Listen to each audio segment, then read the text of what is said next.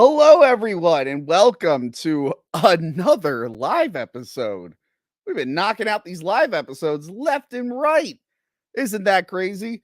Yes, we have a very exciting episode today, highlighting what I'm sure is going to be a classic comedy. And to help me along with this is everyone's favorite live stream member. Adam. Hi, Hey, Adam. How you doing? hi. Hi, Tony. I'm good. What's the deal with comedy, huh? Right? Jerry's back, baby. Oh, he's back. The legendary mind behind a B movie is back with Unfrosted. We were talking beforehand, like comedy had more success than others. Yeah. We'll talk about that today. Yes, we were talking about Unfrosted, the Yeah. new film directed by and starring Jerry Seinfeld. Did he write it too? He probably did. I think he probably did. It feels like there's Yep. some Jerryisms in there. Yes, and he got all his celebrity friends to be in it. This reminded me of like Oppenheimer, where there were no small actors in that film. Like even minor characters were played That's by true. recognizable big actors. It's like, okay, Meg Ryan's son didn't need to be the guy on bongos. You could have just gotten anyone. It's there were no small actors, but there were certainly small roles in this film. And he's got comedy legends like Melissa McCarthy, Amy Schumer. Okay, look, I'm sure he gets along with her in person. Yeah. I'm sure they're good friends. I'm sure she's nice. I think his wife found her first and introduced her to him. She's not funny. And I feel bad because like there was a time where I watched her stand up and stuff, and she actually wasn't that bad. And then it kind of came to light that she was stealing other people's jokes. Yeah. And then she broke up with her boyfriend, who was like a legit funny comedian, Anthony Jeselnik. And then ever since all that came to light, it's like she hasn't really done anything funny since. Well, Tony, I think the problem is she's being contained here. She doesn't get to use all of her vagina jokes. This is a family film. It was a challenge for sure. Yeah, it was definitely a challenge. Although there was some parts that alluded to sensuality between our host and our Kellogg's lovers, but we'll get to that, I'm sure. Yes. Before we get to that, most of the people who watch the live wrap up probably already know this, but I want to reiterate it. The Crow episode is up now on Patreon, and for channel members, I will be scheduling it tomorrow. But if you can't wait to see me and Joey C talk about the Crow, you can watch it right now. Adam, if you want it, you could jump off this stream and watch that episode right now. I don't know why. Oh no! Come back. A puff of smoke behind me, like I'm in a Looney Tunes video. Yeah. Just as an aside, since Tony's going to be shilling here for the next 5 minutes, I should tell my channel that we are co-streaming this video, but it's really pulling from Hack the Movies. So if you're watching this on Adam Does Movies, a lot of movies in there I saw, but go ahead and subscribe to Tony's channel, Hack the Movies, as well, because he puts in a lot of work on this stuff. I do. And if you're a Hack the Movies fan and you're seeing Adam for the first time, don't subscribe. That takes away from me. That's a waste of time. No, I'm kidding. Subscribe there. And look, the name of the game is Super Chats. We will read Super Chats at the end. Yeah. Now, it's very important when you're watching this, see whose channel you're watching it on. If you're on Adam's, I need you to go over to Hack the Movies. Yeah. You like this war? It's like the movie we just watched, the feuding cereal companies. It kind of is. I mean, listen, I'm not going to shill for Super Chats. If Tony needs them, go give it to him. I just know that I have a family. I have a wife and 2 kids. Tony, you don't have anyone, right? I have my sister's awful diabetic cat that has very expensive insulin that I feel obligated to keep alive, even though I don't like it, and she doesn't like me, and I never wanted it. So Tony, insulin, come on here, come on. Who suffers more, Adam? I think it's me. I got 2 trash kids and a wife who's over 40. You want to talk about disabilities? My whole life's a fucking disability. All right, let's talk about whatever Tony wants to push next. So my cameo, no, No, but there's super bad.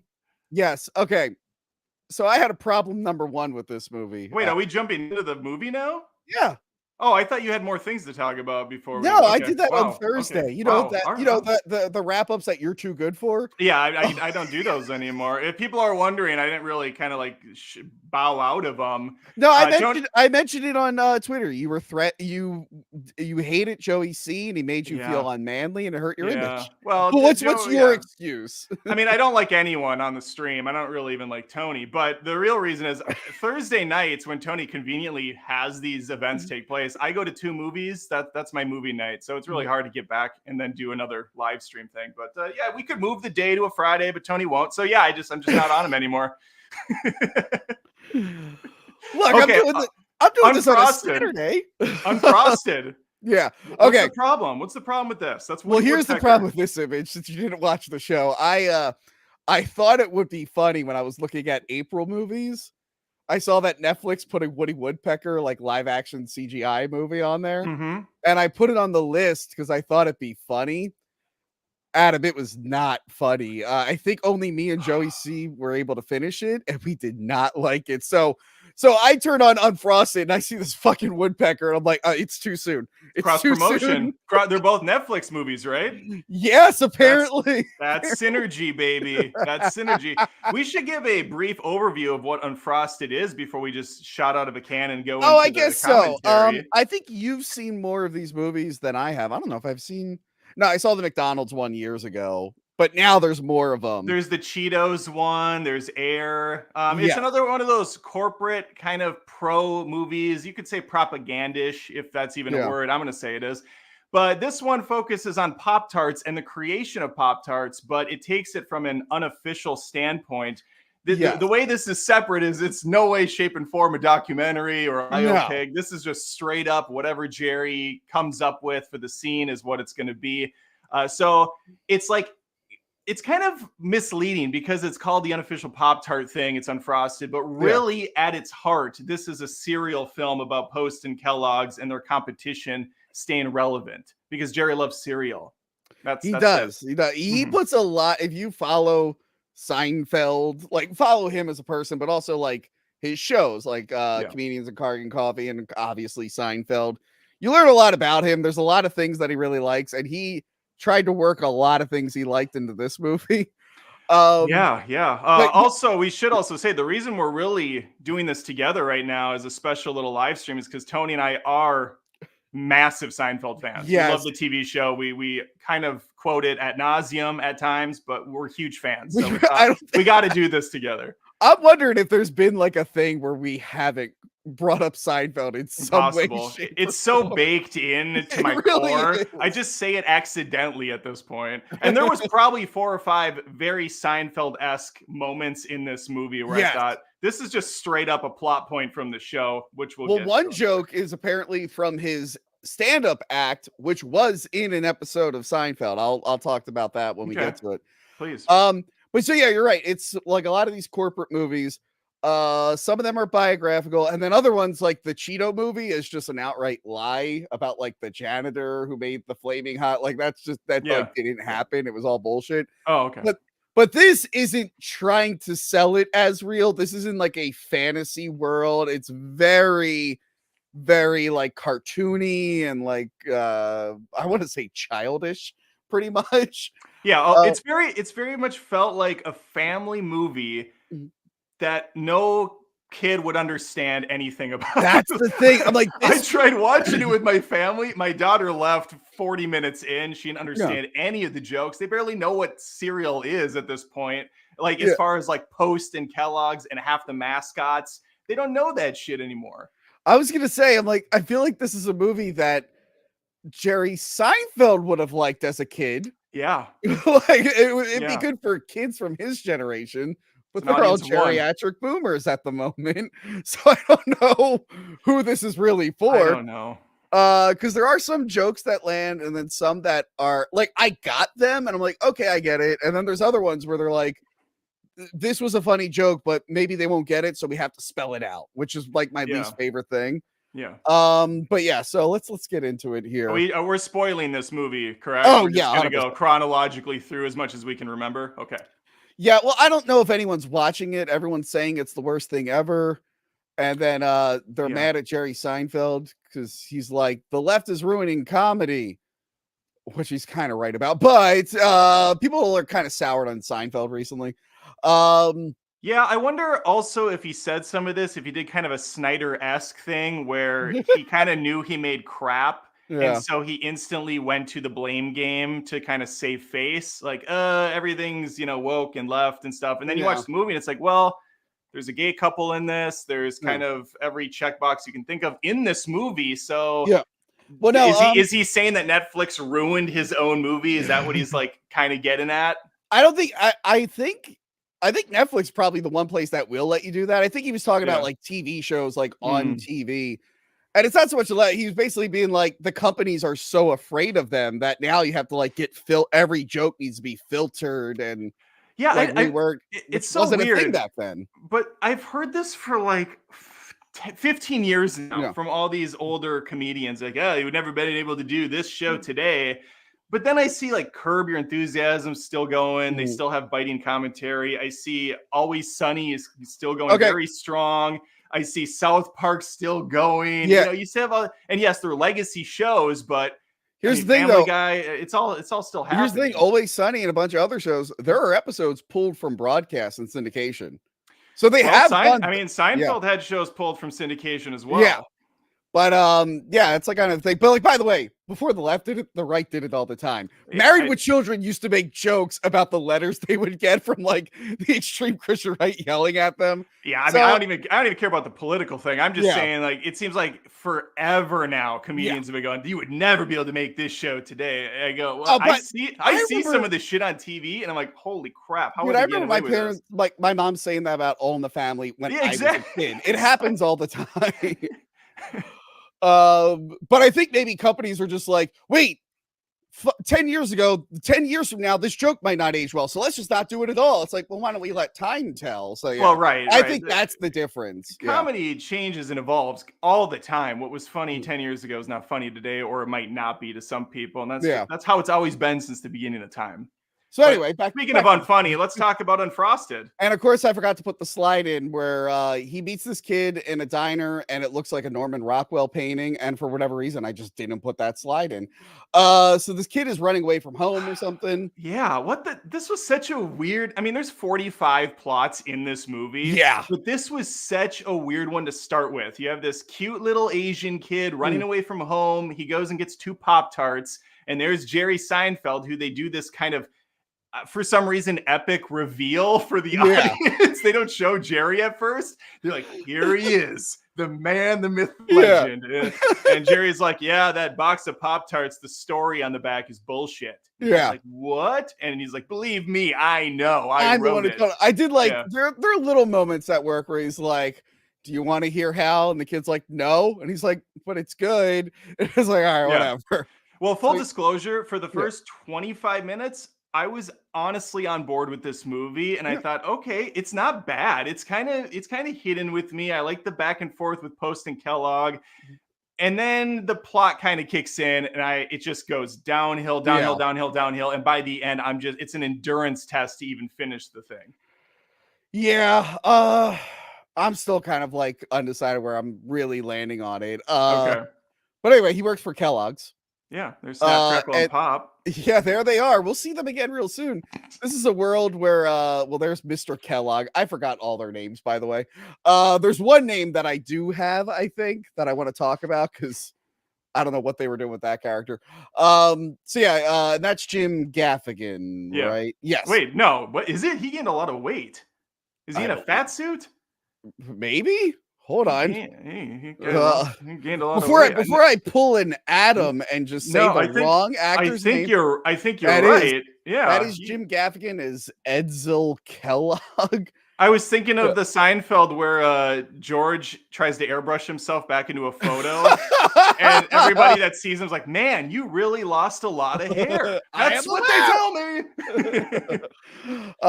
He's the head of Kellogg's. This was a fun little moment where I appreciate little jokes like this where they're like, "Oh, everything's all good," and he goes, "Oh, Vietnam, that sounds like a good idea." I'm like, that's funny. That's funny. It's a like little nice little throwaway thing. There's some decent because this takes place in the 60s, Yeah. 40s, 60s, I Well, think. Yeah. it kind of feels like it's making fun of Mad Men, which is gonna blow my mind when we get to a certain scene later on. That part was awesome because I didn't know anything about it. So I was like, oh, this is actually kind of a really cool cross worlds thing going on. Did you watch Mad Men? I tried it and I tried it a couple times. I really like Mad Men for the marketing stuff, but it turns out the marketing stuff was only about 5% of the show. Dude, so by the end of season 1, I was kind of like, I don't care about this. So I gave up too.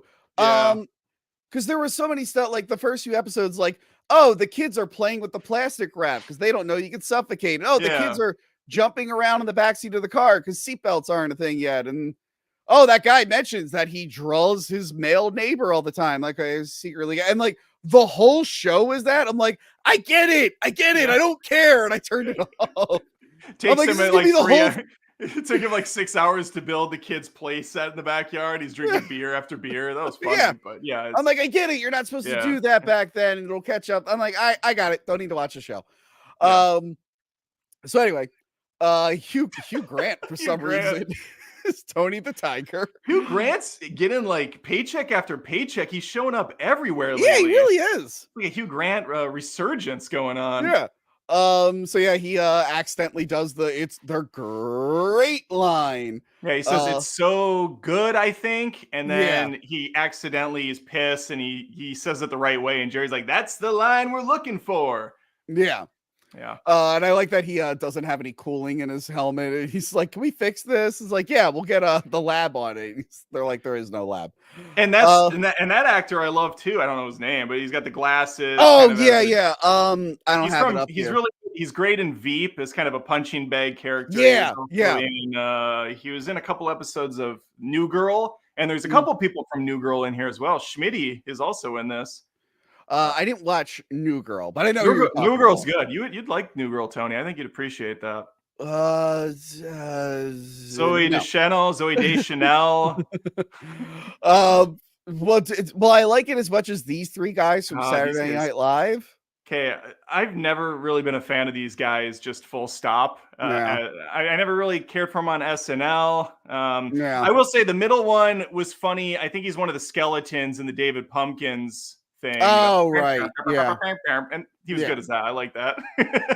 But yeah, just to show you how like whimsical and cartoony this is, they're always in their costumes. Yeah. Like the mascot, well, Hugh Grant, sometimes he's not, but for the most part, they're always in costume. I do like that they're trying to like ask for more money and to tour. He's like, well, how about I get a fourth guy? We split up your paycheck. I liked this idea. I felt like it wasn't fleshed out enough. They only show up this time and then way later in the film. It would have been funny if they kind of kept popping up once in a while and they were discredited every time. But it's really just a one and done gag for a long time. But Jerry, who plays Bob Cabana, he's got weird name.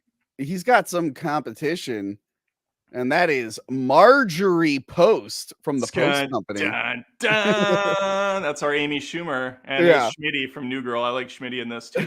He's basically the same character, but it works. Yeah.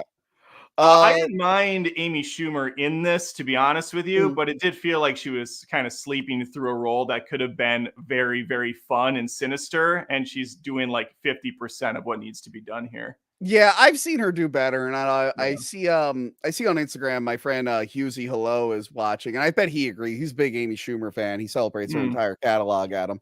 And he's probably watching this right now, going, "Yes, Tony, everything you're saying is true," and I'm sure he's not mad. And I won't read any comments because I guarantee he agrees with everything I'm saying. Anyway, I like that they go to this award show for cereal. What is it? The Spoon and Bowls or the Bowl and Spoons Awards that Spoon Awards that Kellogg's actually pays to do. It's all I did like that. It's like, we own it. I've been keeping it secret. But I like that Quaker Oats guy is there. And he's one of the best characters. they're like, why does he come here? Like, it's like original oats. We make no changes to it. It's like best new cereal. They're like, why is he here? They don't do anything. The Quaker guy's here. Anything new this year? Nope. Just the standard stuff. That was funny. I like that. You know, you think it's weird being in like Pennsylvania, and I don't think I've ever interacted with any Quakers. I don't think I've ever met a Quaker. I don't think so either. And I live literally close to Quaker Town. I couldn't tell you a Quaker if my life depended on it. Well, Tony, you'll only see them if they want you to. I guess so. Well, I know apparently they're the reason that you can't fucking buy a beer on a Sunday in most places. Thanks a lot, guys. I thought this was America. Yeah, they've been making slow progress on that. Land of the free my ass. I know. Thanks a lot, Quakers. Watch, I'm going to get like 10 unsubscribes. That was like the 10 Quakers. The Quaker community on X, the artist formerly known as Twitter, is going to come at you hard. Did you hear what Tony from Hack said about us?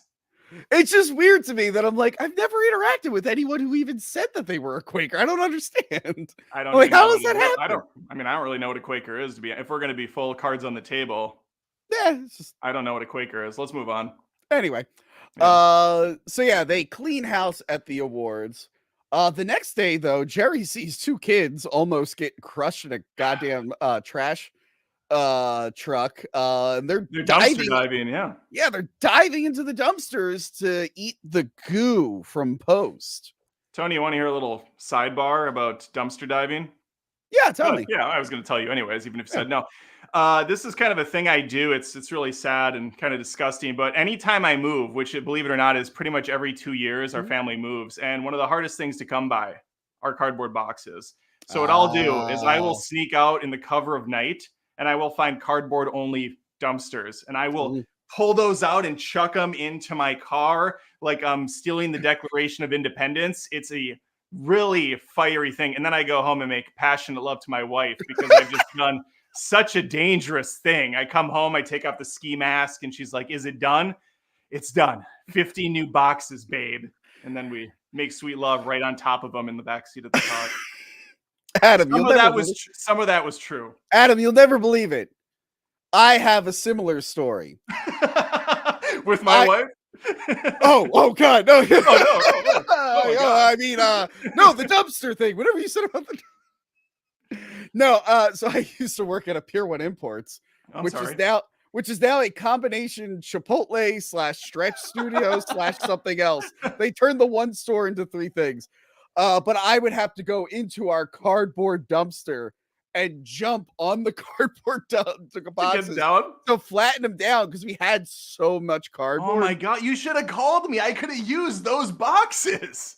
You know what? You're right, Adam. In 2008 to 2010, why did I think to call a guy in Minnesota that I didn't know to let him know that I have cardboard boxes? I got another reference for you, Tony. Yeah. You're at your building and someone's like, how are we going to get rid of all these boxes? And then you're going to say, I know a guy. We call him the cleaner. And then I'm going to show up with my black shades on, take care of those boxes. Granted, that's a Seinfeld reference and a Pulp Fiction reference. Yes. So it's multi-tiered. So anyway, the goo, sorry, cut to Walter Cronkite there. Some of my slides are missing, I'm learning. That's okay. Jerry tastes the goo, and apparently it's like a thing that he was trying to make years prior that he couldn't get off the ground. Well, yeah, the kids are, he's spying on Post because Jerry works for Kellogg's, and he has overheard that they're working on something special because Amy Schumer is kind of like bragging, even though they didn't win a single award at the at the spoon and bowl thing. Amy's pretty smiles. So he follows these kids, and they jump in the dumpster, and they're eating Pop-Tarts or the equivalent. I don't know what you call them. Quaker Squares or something. Something like that, yeah. Country Squares is what I think they go with, yeah. Well, I don't even think it's the squares yet. I think it's the goo from it. No. They got some of the crust. Got the square. Okay. They got some of the crust because then he's like, you got to try it with the goo. And then he tries gotcha. Yeah. So yeah, he realized like, oh my God, I was working on this. They beat us to it. And then Walter Cronkite has scenes throughout the film where he's playing with new toys and he lets little hints drop that his home life is terrible. Like, okay. It was so weird. It was very random. Again, that's probably someone Jerry grew up watching and thought the name was funny. Or thought the voice was funny and was like, I'm going to do a biopic and I'm going to put Walter Cronkite in it. My daughter didn't laugh at any of this. She has no Yeah. idea who Walter Cronkite is or what kind of weird relationship he's got. Well, I feel going like on. me and you know Walter Cronkite from watching the previous generation make fun of his voice. Yeah, that's right. That's what I know him from, like Family Guy skits. Yeah. Right. This scene I did think was funny when they're spying on each other, and it's the most was funny. Yeah, so he's got a fucking an old timey film camera on a mop, and he's just putting the mop in the girl's face. Well, yeah, because so Jerry's talking to the Kellogg's guys, and the head of Kellogg's goes, "We got a guy inside. We got a janitor over there." And so then they show the footage of what's going on at post. And the janitor has this giant camera on his mop, so he's like holding it up everywhere. And then Jerry goes, "Well, do they have any spies in our factory?" And the boss is like, that actually, this feels like a Naked Gun like type comedy thing where it's an even more obvious camera and like it's not hidden at all. No, it's not hidden at all. The janitor's just looking deer in the headlights at these guys. It kind of, I mean, speaking of Family Guy, it really does have. Well, to your point, Naked Gun, Family Guy, all the kind of like cutaway jokes and parodies. It's what it's going for. It's not hitting very often, but when it does, it's kind of mildly amusing. Yeah, this was one moment where I was like, okay. Yeah. But this is where this is still the first 20 so minutes when the movie's kind of good. Yes. So he realizes he's got to get back together with his old partner.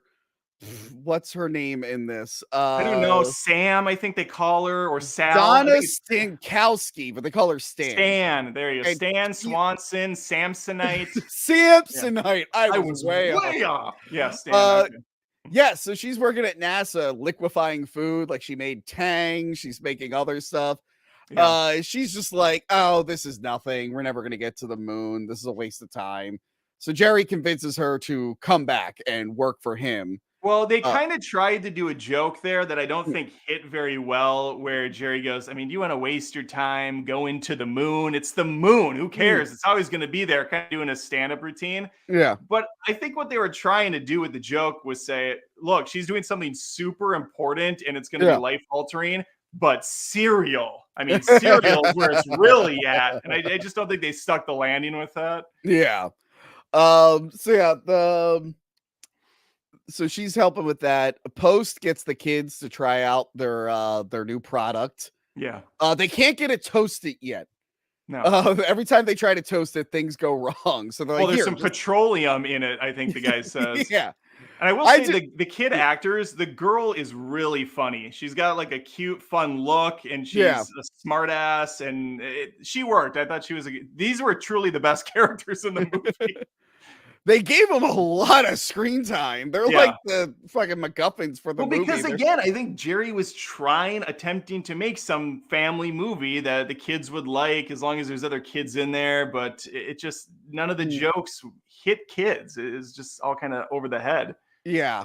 So yeah, they like it. They're like, it tastes better than the stuff that's in the garbage. Oh, wait. On that scene, did they do a really dated reference to that Fox News guy who yelled out, "We'll do it live"? What was his name? I don't know if that was a callback. I think that's what they were doing, because he goes, "We'll do it live. We'll do it live." And in this, Amy Schumer says, "We'll do it raw. We'll do it raw." She did it the same exact way. I think that's what they were doing. You know what? Bill O'Reilly. Yeah. Yes. It's funny you say that's dated. Dude, I still, and like people I know will still, like when shit's going wrong. Me too, but again, it's for us, but nobody younger is going to know that. It's just a funny thing. No, I think it's funny too. It works if you get it or you don't. But again, Schumer's not delivering the lines well enough. She's kind of half-assing it. So I think anybody else could have, if you put Emma Stone in that role, I think she would have freaking ate it up. She would have made a meal out of that role. But no, we got Schumer kind of half-assed. Which is ironic. You'd assume Amy Schumer would eat it up. But Adam, that's offensive. Let's keep moving. Okay, so speaking of eating, there's this like glorified commercial shot of them eating Kellogg, which is on purpose. It's not the cereal porn scene. Yeah. Like it's very, very like obvious that they're like glorifying it. I did like their terms. We're like, you want to grab a bowl? Yeah, let's bowl up. Let's bowl it or whatever. That was like fun. instead of doing like cocaine businessmen, yeah. Kellogg's. Okay, and this is where the whole movie crashes and burns by introducing a bunch of awful characters who are never once funny. Yes. Which is amazing because a lot of these actors are very funny. Especially Tom Lennon, Bobby Moynihan, what's his face? That guy with Jack McBrayer, I think. Yeah, Jack McBrayer, you got Cyclops, James Marsden. James Marsden, who's also kind of being canceled at the moment, so this was bad timing. Oops. Oh, really? I can't keep up with all the cancelings. Yeah, no, he didn't do anything, but they found out he was defending a guy who did something who was in that Nickelodeon documentary that came out. So he's getting the Mila Kunis. He like vouched for a guy. Yeah, so that's what's happening. I'm never vouching for you on anything, Tony. I'm just going to put that out there right now. I will never vouch for you. I'm going to do the opposite. I will vouch for everything you do. Oh, that might be the smart play. If you vouch for everyone all the time, it's like, what? Pick a lane. Where am I? Tony Adams like taking over a third world country and he's become a ruthless dictator. I support him since day one. And I also support all the people he's taking over. Okay, I support everyone all the time. And the army that's trying to overthrow him, I support them too. Exactly. So funny thing, they mention Tom Lennon's character, Harold von Braunhut. Yeah. They were like, hey, he's supposed to be a Nazi? Okay. So again, they are real people like Steve Schwinn and whatnot. Chef Boyardee. I think maybe he is a very cartoony version. Yeah. So I'm like, okay, is this a Project Paperclip joke? Which we're X-Files fans. We know about this. We're like the government. We're like, hey, you Nazi scientists, you did a bad thing, but we really need to get to the moon, so you're going to work for us now. Yeah. I thought that's what they were going for, and I'm like, so too. I'm like, let me look this guy up. The guy wasn't German. He was a white supremacist, a Jewish white supremacist, which I was shocked by, but he was like American, like born and lived in America. And I'm just like, wait, I don't get the German thing then. I'm like, where's this coming from? So I don't know if they didn't do the research or they thought it'd be fun. I mean, it's a funny joke. I've seen other movies do that joke. Like I love Peter Jackson's Dead Alive. And there's a whole joke in there where like the mortician is one of those like Nazi scientists who escaped. But I looked up the true story. I'm like, wow, that's weird.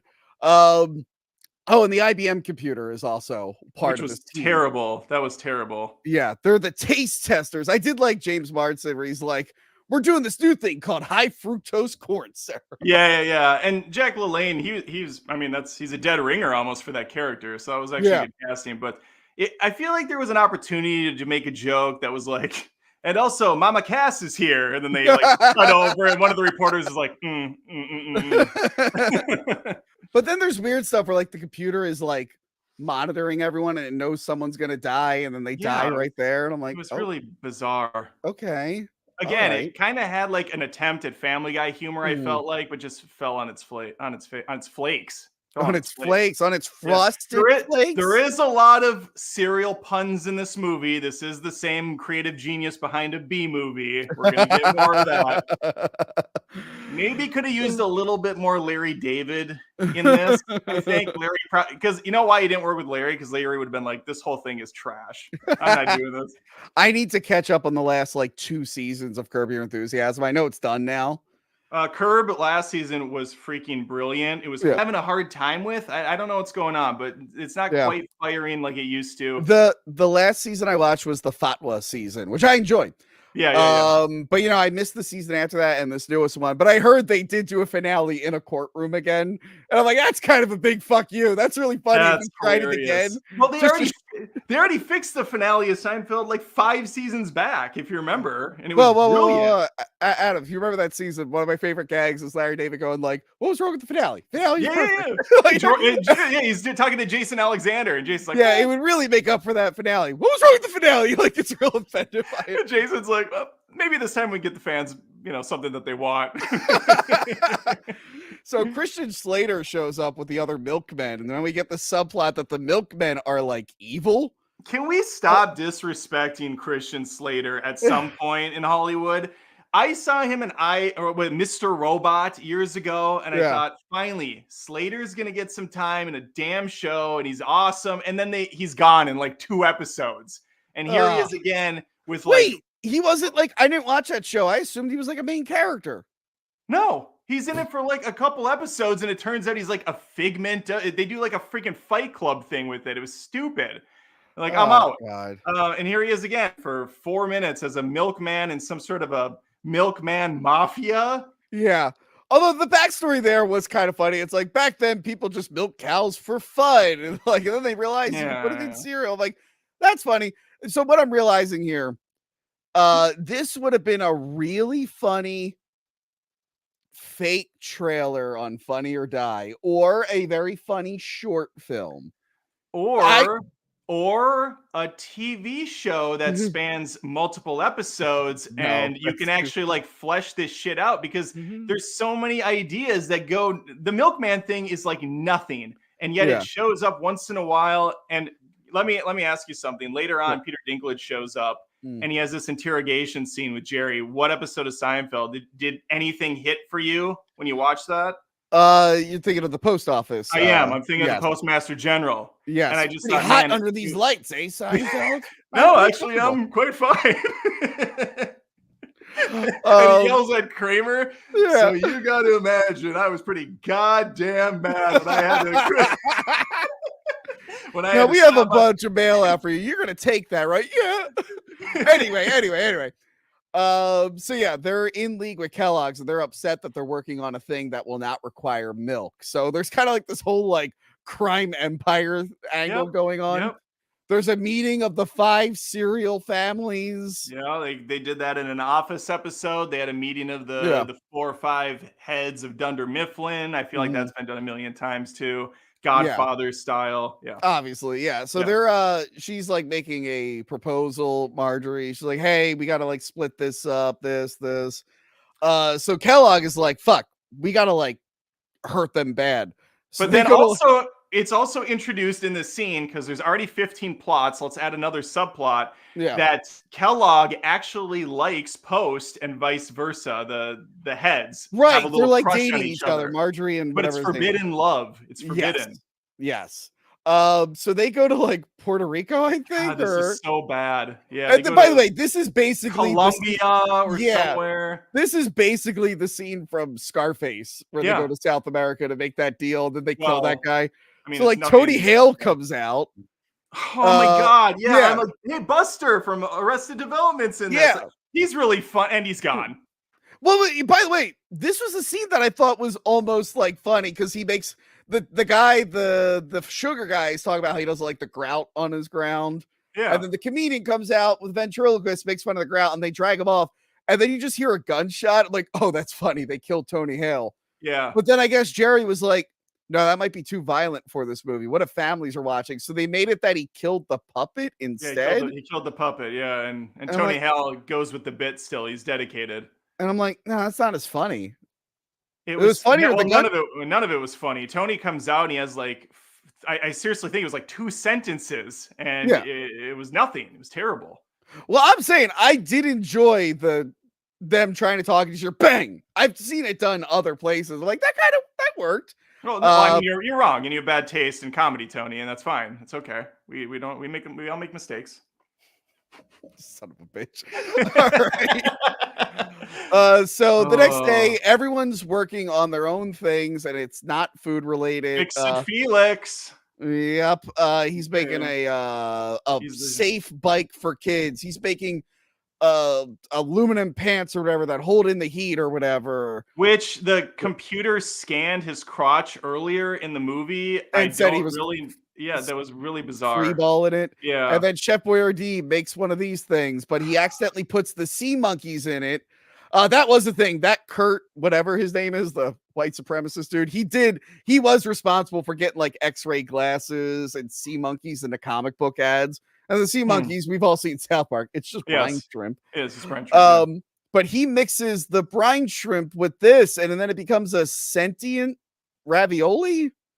Of course, as one does, yeah. Chef Boyardee goes, uh-oh, SpaghettiOs. Jerry's like, how much budget do I have for CG? And like, oh, you got like $1 million. Okay, let's use all of it on this dumb ravioli subplot.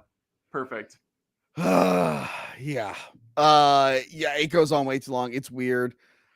He goes back out. He sees the kids digging in the dumpster again. They're mixing different ingredients he's like, wait a minute. We can mix everyone's ideas together. So they see like what worked from each of the guys. And then they come up with that. Pop-Tart. Yeah. It's not named yet, but that is what it will be. It's a Pop-Tart. It's a Pop-Tart. And then they're doing the twist. Come on, baby. Let's do the twist. Yeah. I like that camera shot. They do it in a lot of movies and shows, but just that slow pan back and or dolly back. I don't know what the term is. What would that be called? What's it called when you put it's a pull? Is it just a pull? I think it's a dolly back or dolly forward. Back. Okay. It's been a minute. Hey, a push in, a pull out. Sure. Something like that. Okay. Sure. And again, the ravioli escapes. Whatever. Yeah. So Post is screwed because they're cut off from sugar, and now they're trying to get Russian communist sugar, and they're coming up with products, and they're giving it to Dean Norris and that girl from Bodies. I didn't recognize her. That's a good pull. Okay. Yeah. If I didn't watch that movie, I would have had no idea who that is. But I was like, wait a minute, I know that girl's face. I saw her recently. I saw that movie, but it's been a hot minute whenever it came out. Adam, we can't talk about it because we already talked about it on your channel when we did the A24 episode. Speaking of A24, I watched an A24 movie 2 times in 24 hours, and that was Marcel. Wow, you really turned around on Men. Good for you. Marcel. The shell with shoes on, I think I don't even know the name. Marcel. It's I've heard that. That movie's fantastic. And it looked pretty good. Jenny Slate was one of the writers, and she's the voice of Marcel. Maybe the best voice work on a cutesy character I've ever heard in my life. Shout out to Jenny Slate, absolute wonder. But yeah, it's a tearjerker. It's a good flick. Yeah, there was something that movie came across my thing recently, and I forget why.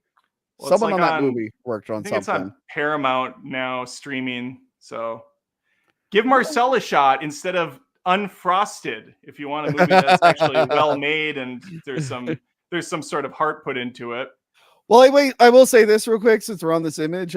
Dean Norris there from Breaking Bad. Yes, yeah, of course. Not this week coming up. That's The Crow. But the week after will be my Lawnmower Man review. And Dean Norris has a role in that film. Very young Dean Norris with a very confusing accent. We couldn't figure out if he was British or just fancy. It was real bizarre.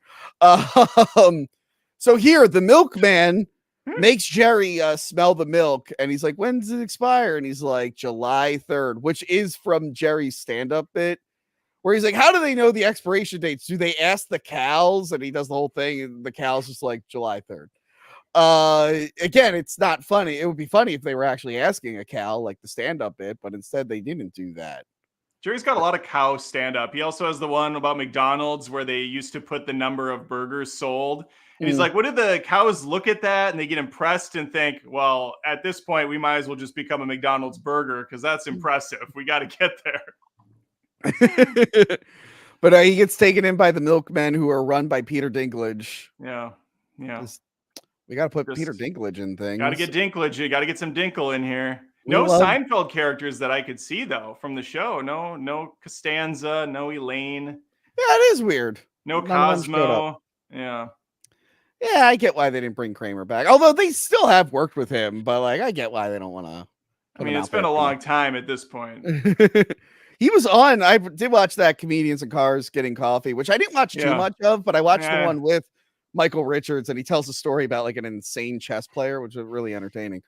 So yeah, Peter Dinklage is like, fuck you, Kellogg's. We're going to make you walk the aisle, which is just walking through CGI cows, and they smell bad.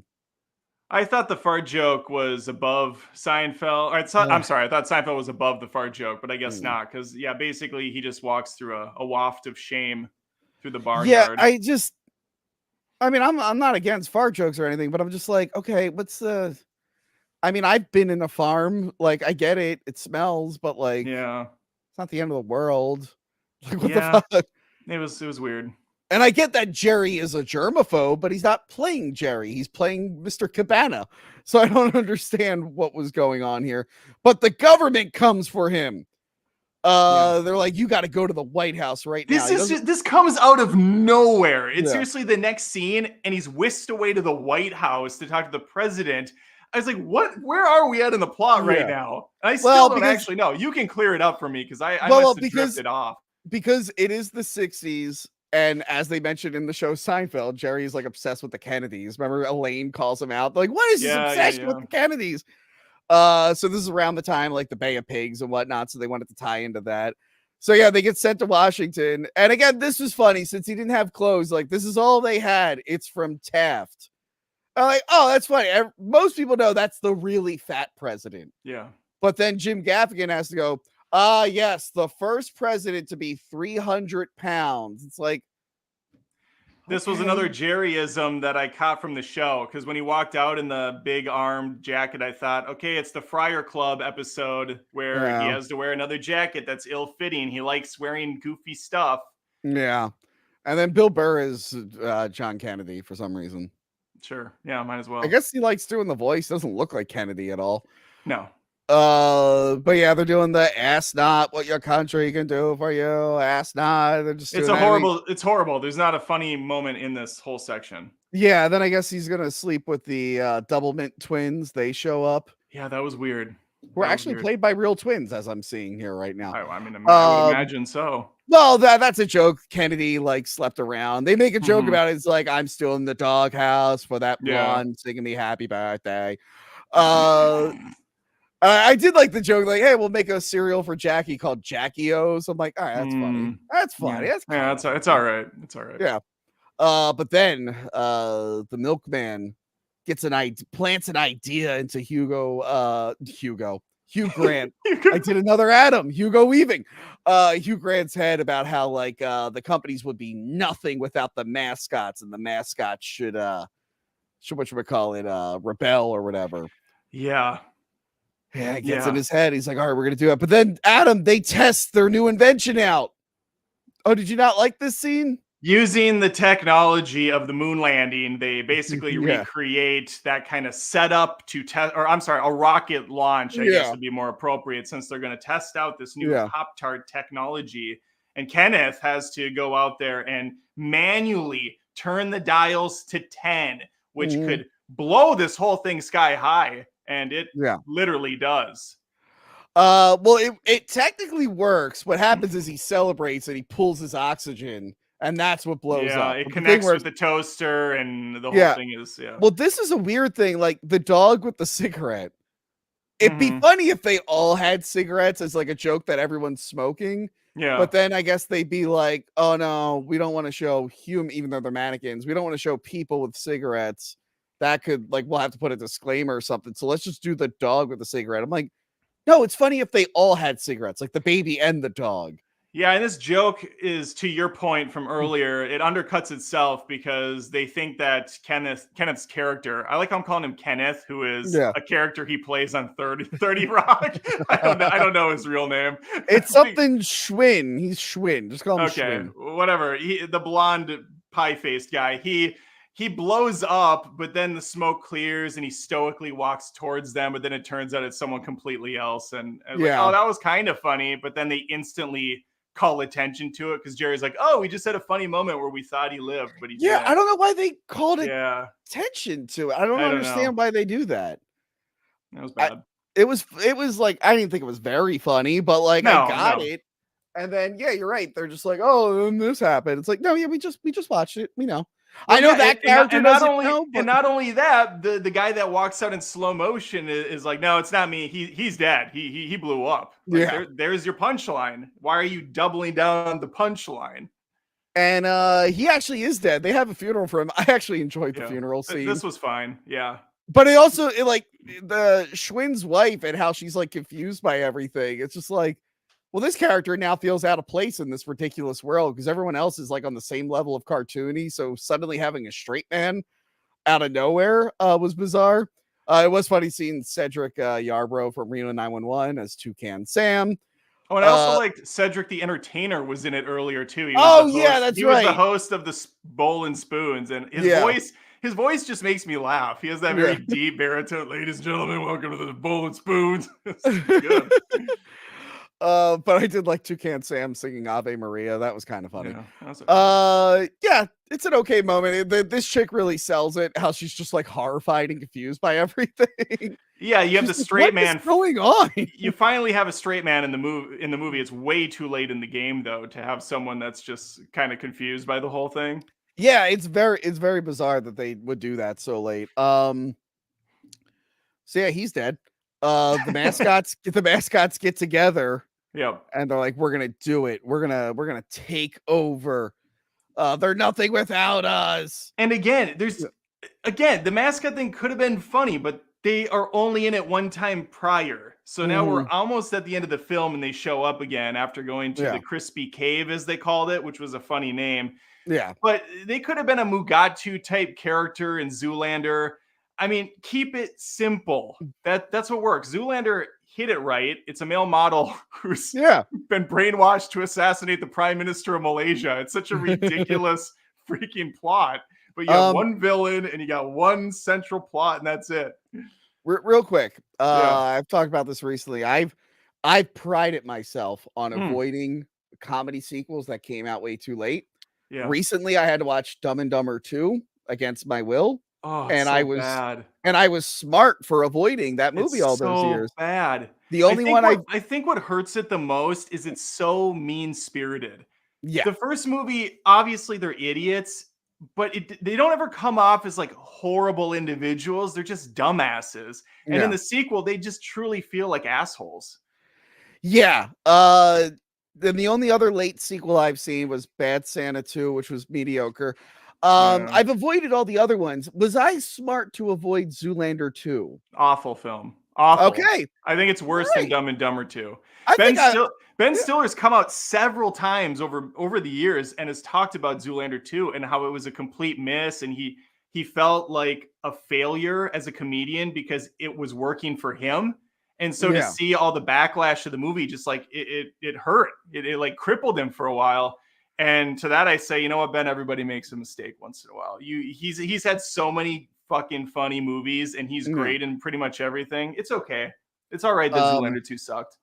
But yeah, you know, I haven't seen Coming to America is one of my favorite comedies. Still haven't watched the sequel. I didn't watch that either. I just had a feeling it was gonna be bad. Airplane 2 also sucks, and Caddyshack 2, and those came out pretty hot off the heels of the first one. Yeah, so that's also a different problem. But I feel like the only other one I saw was Anchorman 2. That was like 10 years. But that movie's only fun to watch for the ridiculous amount of cameos during the Anchorman fight that they brought back.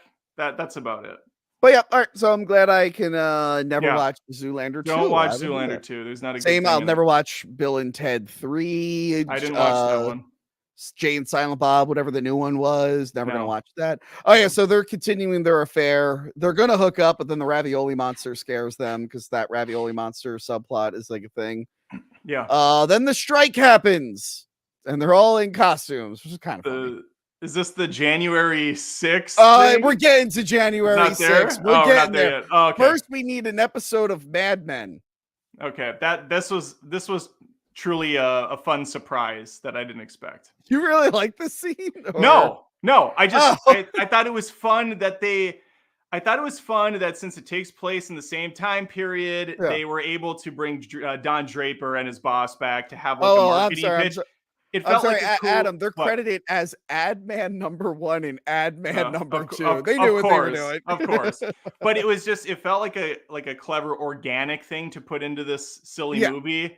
I didn't find any of it funny. I just thought it was kind of a fun little nod to the show. That was it. Yeah, because he's like, oh, Gel Jolie will be the name of the ad, and we're gonna make it all sensual. And they're like, this is for kids.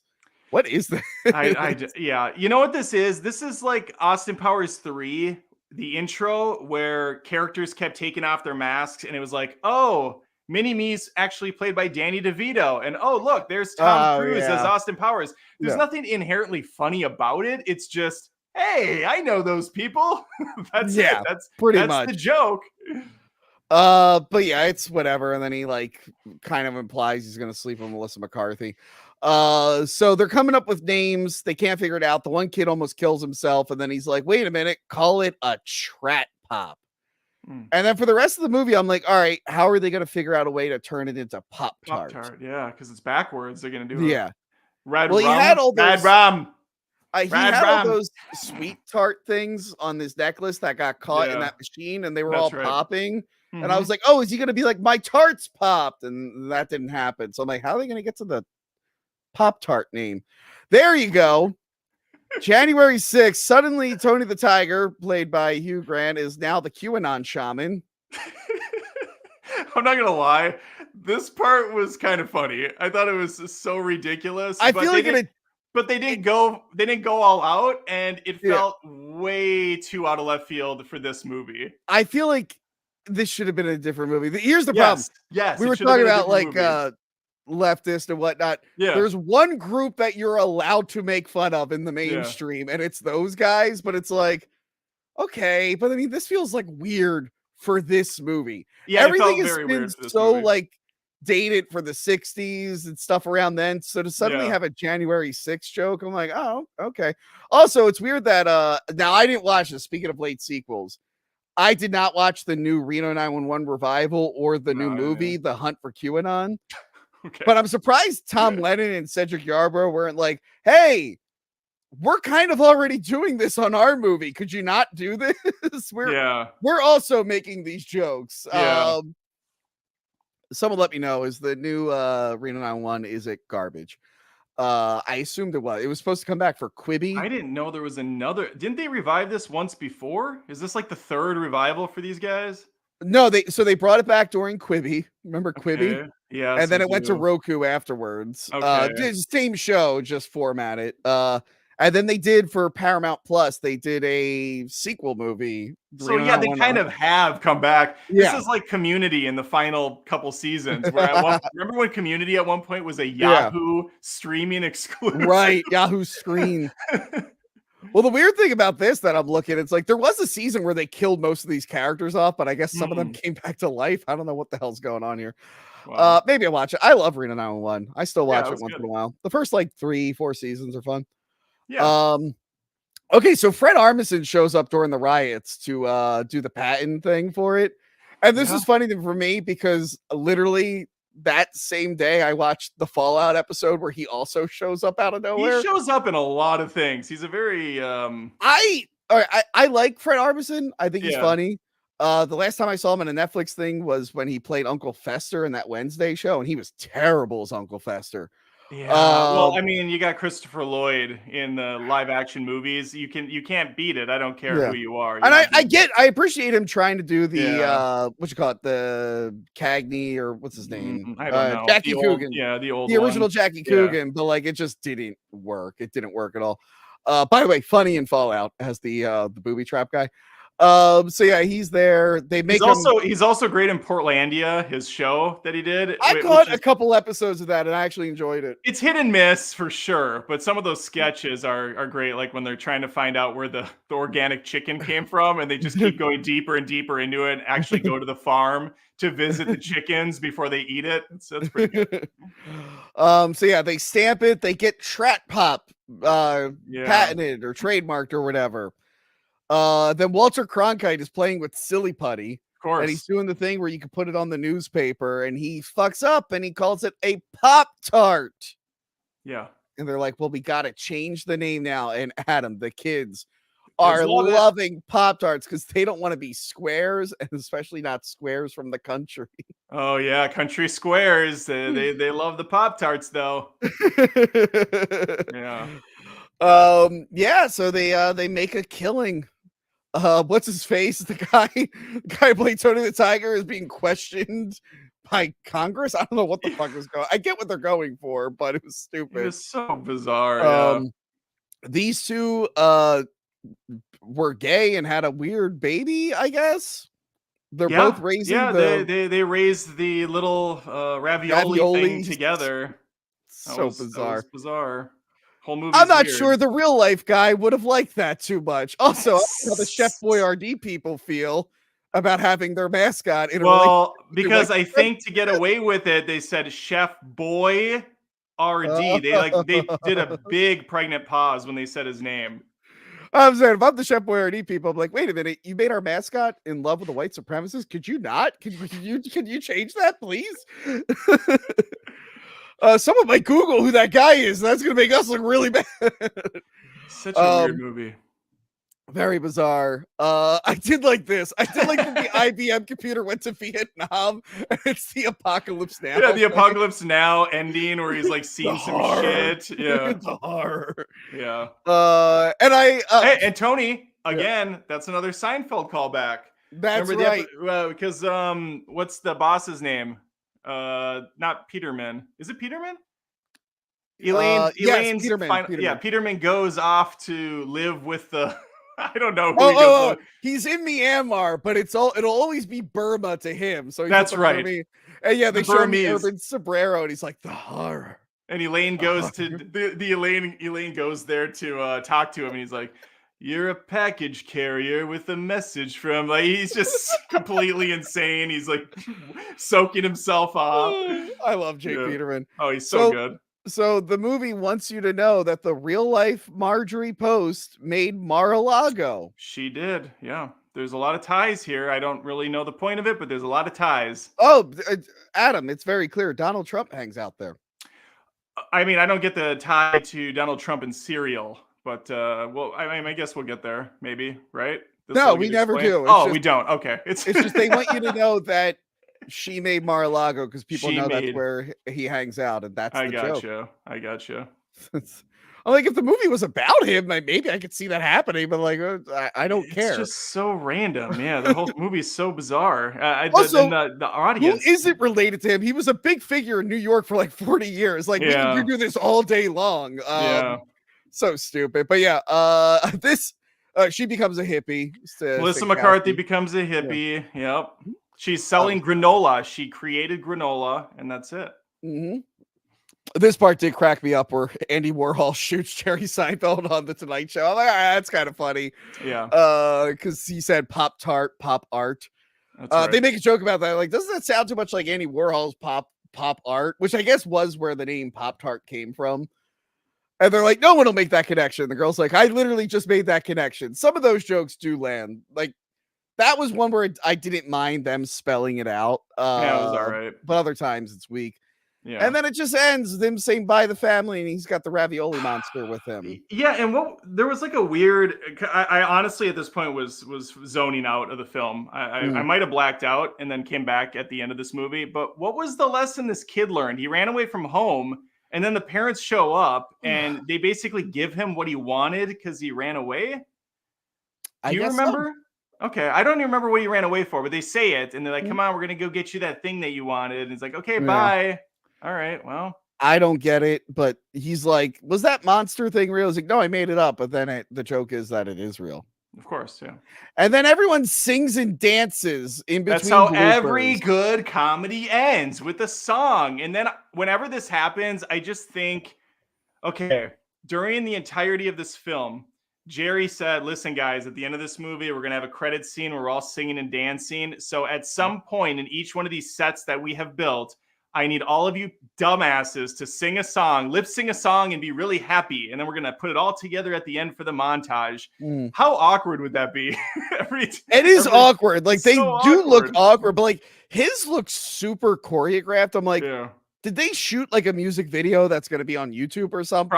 Probably, yeah. Because we're not like, it looks super choreographed. They have a bunch of people, but it's only like here and there. And I'm like, oh, they must have punched.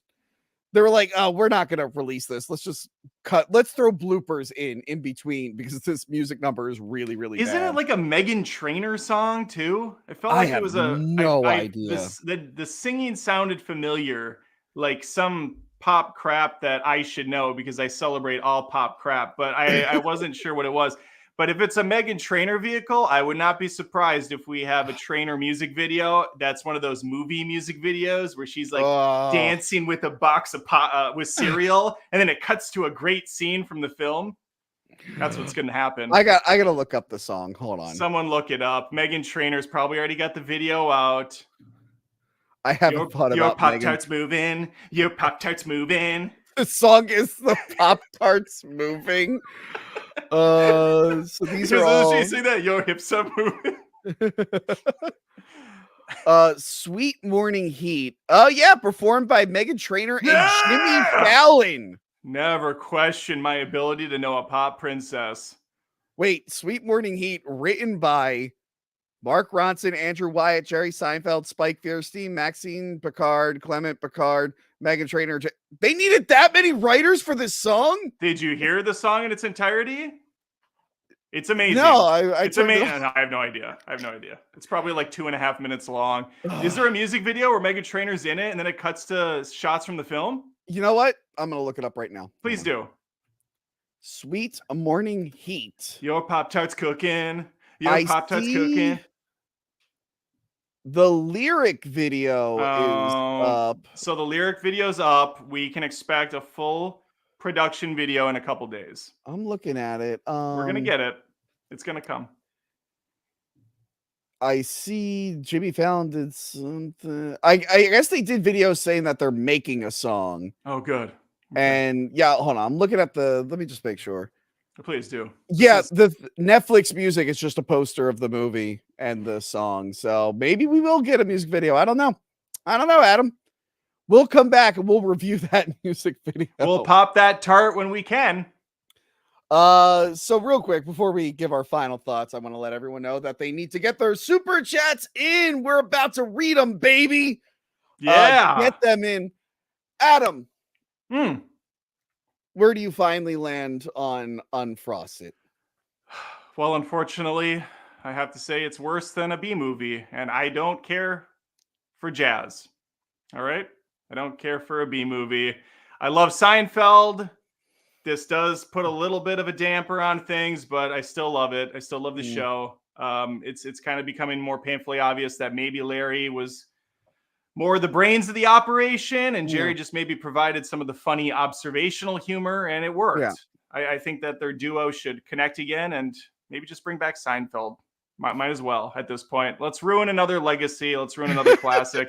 Just bring back Seinfeld for a couple more seasons. No, please don't. Please don't. Just burn it all to the ground at this point, Tony. Because he's right. You wouldn't be able to do that show. Like that is a legit. You wouldn't be able to do that show. Well, maybe not on like, Fox, but or NBC or something. But put it on HBO Max, or I'm sorry, just Max.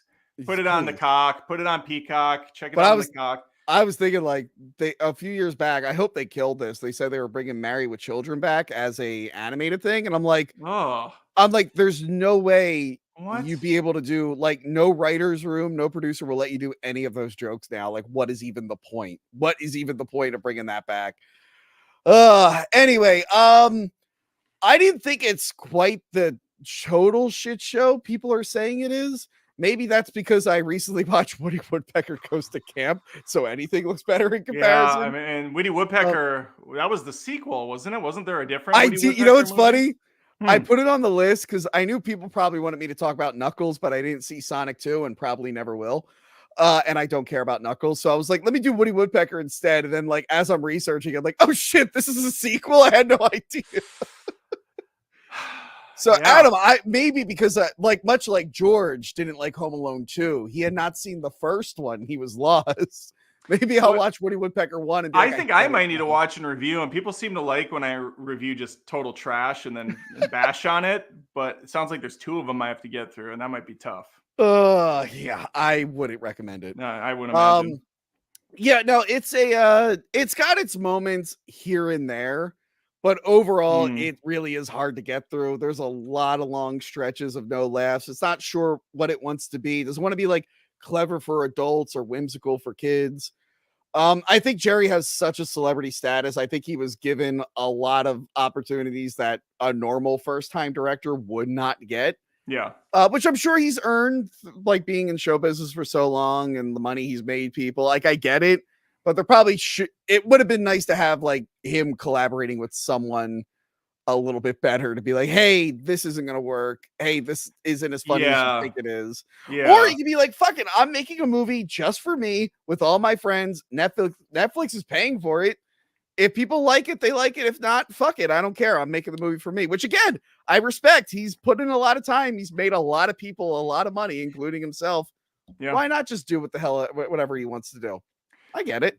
Yeah, that's fine. We don't have to like it, but he did it. He made it. Yeah.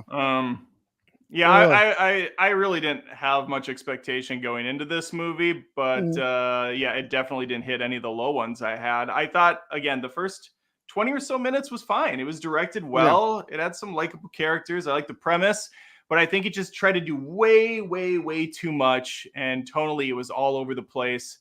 Cut out maybe 4 of the side plots and focus in more on some of these funner characters. And you could have had a decent movie, but instead we have Unfrosted.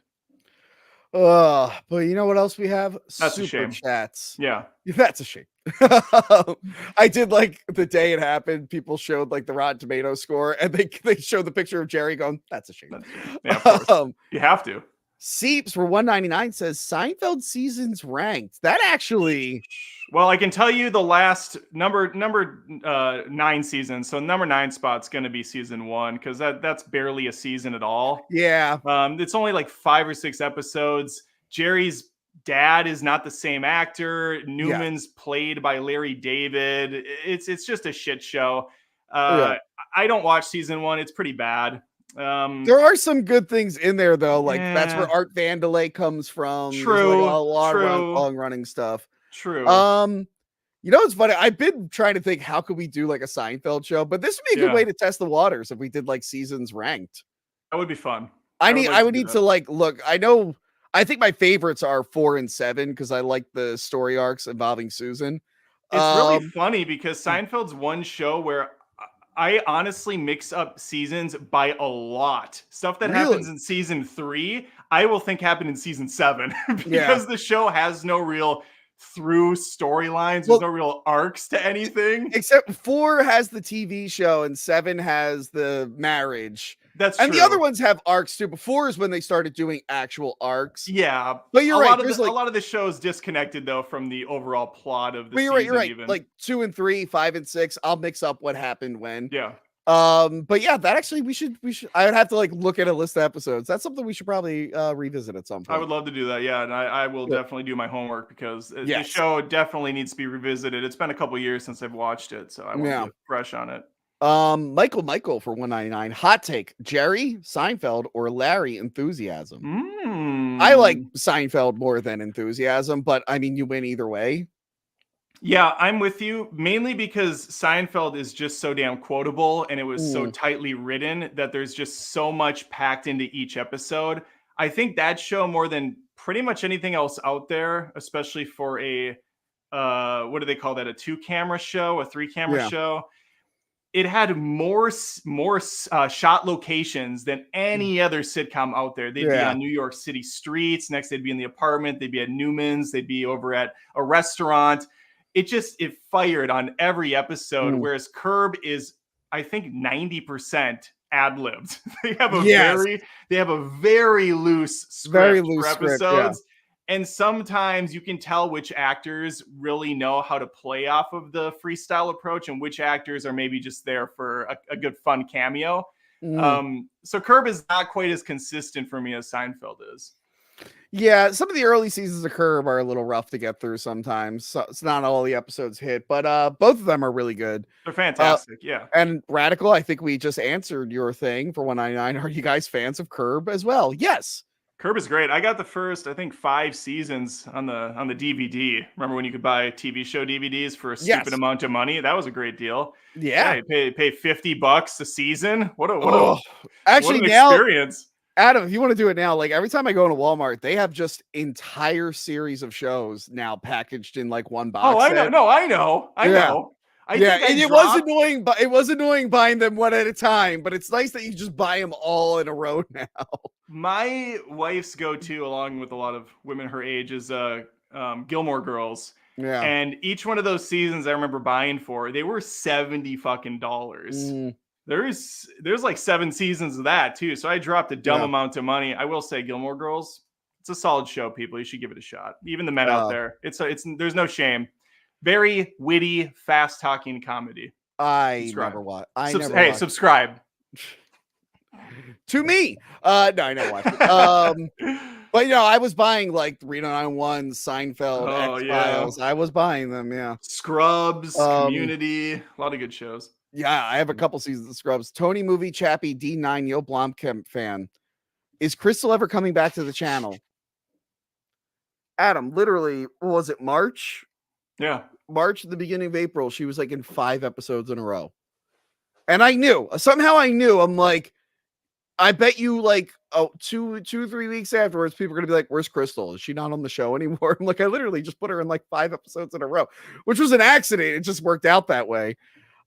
She was supposed to be in the X-Men 3 episode, but then she didn't show up, so I killed her off camera. Oh my god, X-Men 3 is such a shit show. Yeah. Still good moments here and there. It's got moments. It's like 20 minutes long and has 4 major plots. I think what makes X3 so bad is X2 is so damn good. So you're going from like grade A steak. Well, as I said in that episode, it was hard for superhero films to really land that third movie. It was, and of course, we all know what perfected it, and that is The Dark Knight Rises. And I think we know which scene really sold that film, but we can't talk about that all day long. We got to read House of Yours, $4.99.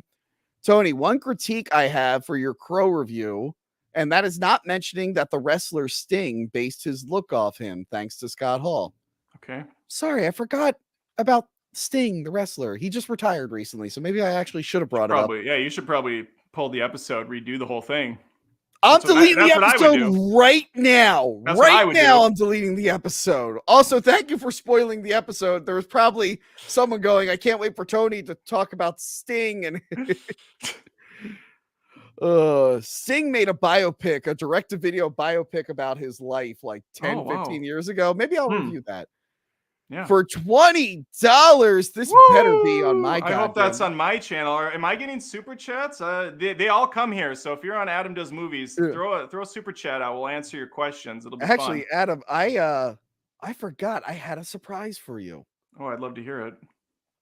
I had something made for you, and now I can't find it. Hold on. Let's go through some of these. Okay. Wells 6570 $20. Dear famous and important Tony from Hack Movies, which one do you think you mentioned more, Seinfeld or Dark Knight Rises? A minute after I just got done. There it is, and there it is.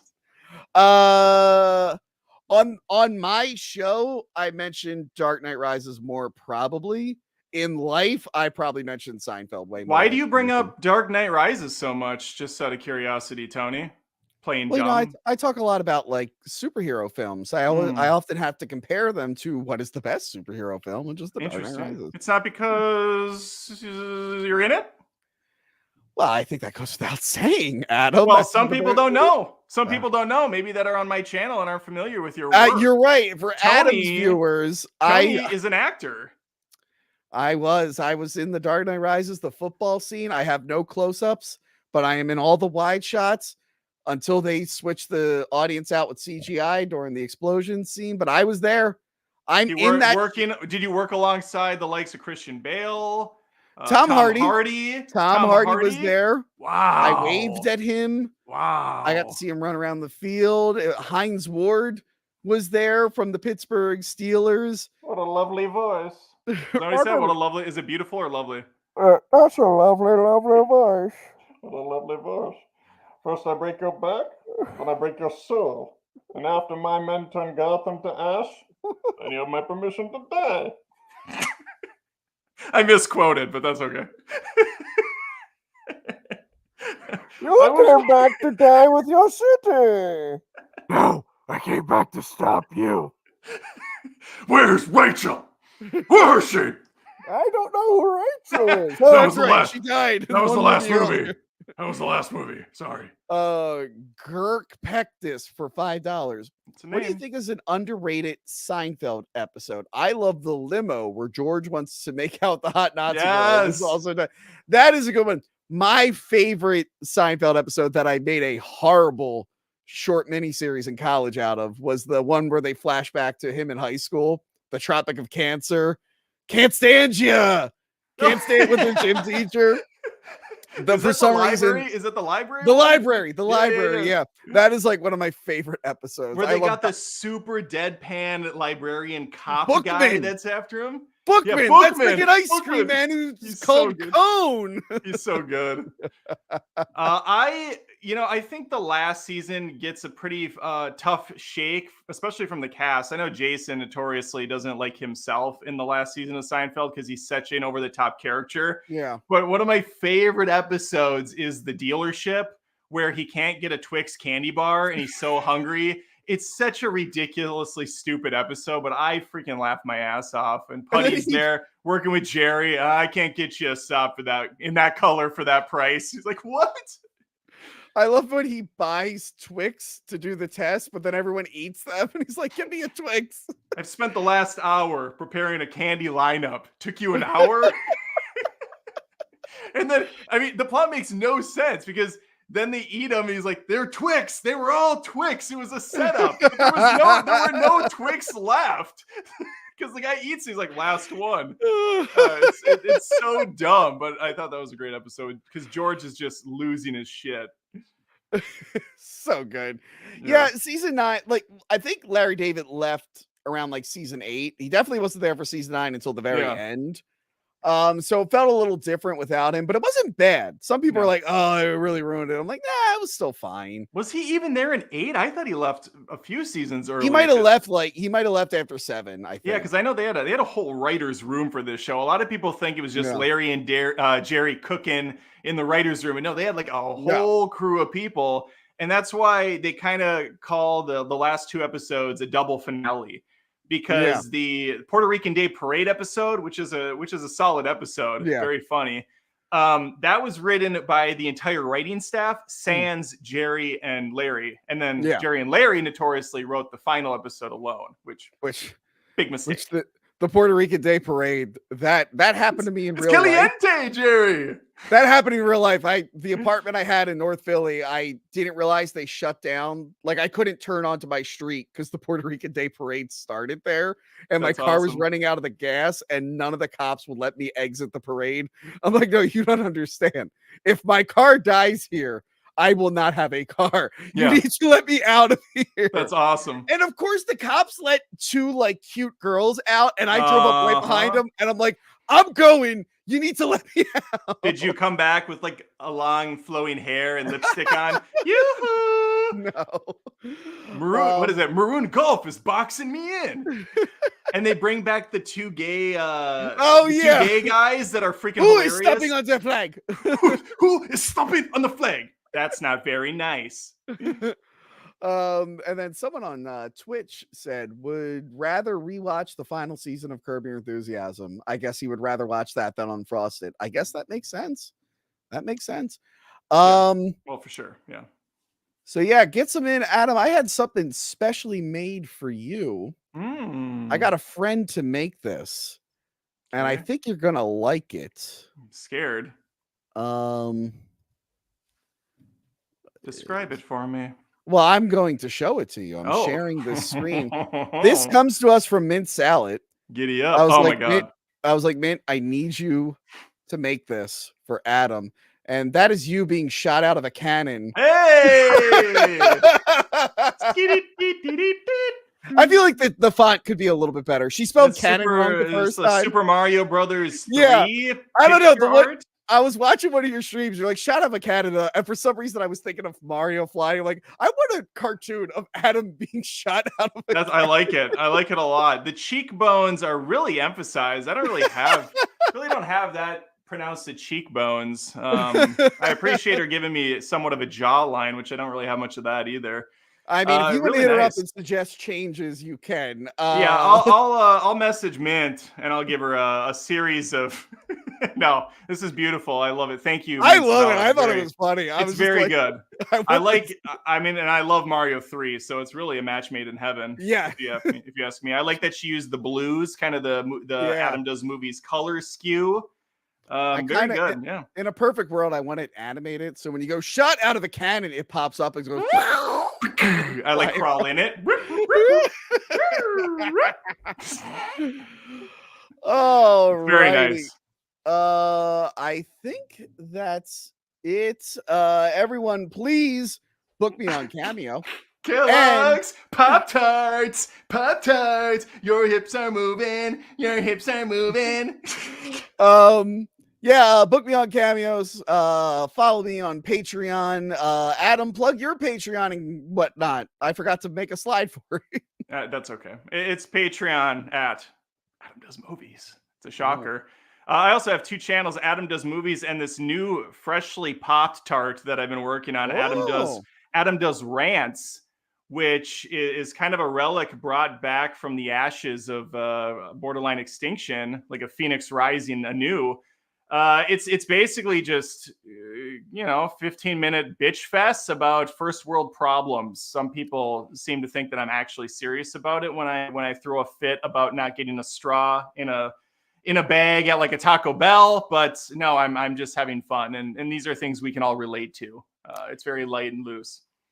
Hold on, Adam Does Rants. Yeah, I had another surprise for you. Oh my god, I don't have anything for you. But I think I forgot to take a picture of it. Hold on, let me pull up my Google Photos.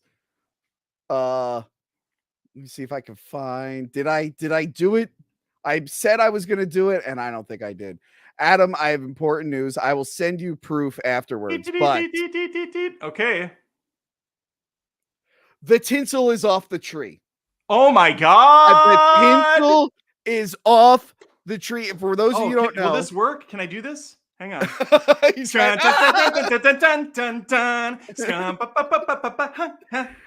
those of you who don't know, I did a stream with Adam, and he mentioned on the rant channel, you did a whole rant, but he mentioned before that video came out that his by the way, that happened to my friend Carl when he was streaming. He had no idea it was there. He's like, what the fuck is happening? He mentioned that his neighbors had a blue bag on his like fence, and it's been driving him crazy. And I told Adam, like, hey, so my neighbor made a cool, scary mask. I think I mentioned it in an episode in October. A tree art. She like does these faces on the trees. And I ripped it down after Halloween, but I couldn't reach the tinsel. And for months now, I've been saying, I gotta get a step stool and take down that tinsel, and I've just been I would have forgetting. lost my shit. And I've been like, sending pictures of Adam, like Adam, the tinsel still on the tree. I would lose my shit. I'd be outside raking, just looking at that tinsel. Tony, and what is he doing even? He's looking, and you're like looking at me through your window, through the little blinds. You can see him snap shut. I see you. I see you over there. But yes, if you've been following the deep Adam Tony lore and the tinsel tree saga, it is over. The tinsel. It's over. It's partially over. There is like a little bit of tinsel that wouldn't come off the nail, but you can't. Okay, as long as it's, you put effort in, and that's all that matters. I put the effort in. I got 2 videos probably going up tomorrow, maybe 3 actually, Tony. So maybe people want to think about watching for those. I have the Fall Guy coming out, not to be confused with Free Guy or Fall Guys, the video game. The Fall Guy. And I have a review for the movie I think everybody's been waiting to hear about, Tarot. Well, I'm going to have to watch those after I see them, because those are actually on my monthly wrap-up list for this month. You doing that on a Thursday night? On a Thursday night. That's okay. Adam, we don't need you. I might have gotten a pretty big guess for that one. Okay. But like with every live episode, I never say who's going to be in it, because sometimes people just don't show up. Big brain energy. You guys are going to have to stew on that all month long until it finally comes out. Who could it be? It's Jerry Seinfeld, isn't it? It's Jerry. No, not after this episode. What's the deal with movies? No, I'll tell you off camera. Okay. All right, that is it from us. I was about to say Uncharted. Unfrosted. It's up now on Netflix. Watch it or don't. I don't care. You know what? See if the 20 minutes is as good as Adam says it is, and if it doesn't, turn it off and watch Seinfeld on Netflix. Why not? It's there. Yeah, that's what you should do. I think all the episodes are still on Netflix. I'm sure they'll pull some episodes at some point of Seinfeld. That was my thing when that first hit Netflix. My editor Jess, because she's younger, I'm like, Jess, I need you to do me a favor. Make sure none of your friends watch Seinfeld. I don't need them writing tweets and blogs and having them getting episodes deleted. Yeah. But yeah, that's it from us. Goodbye.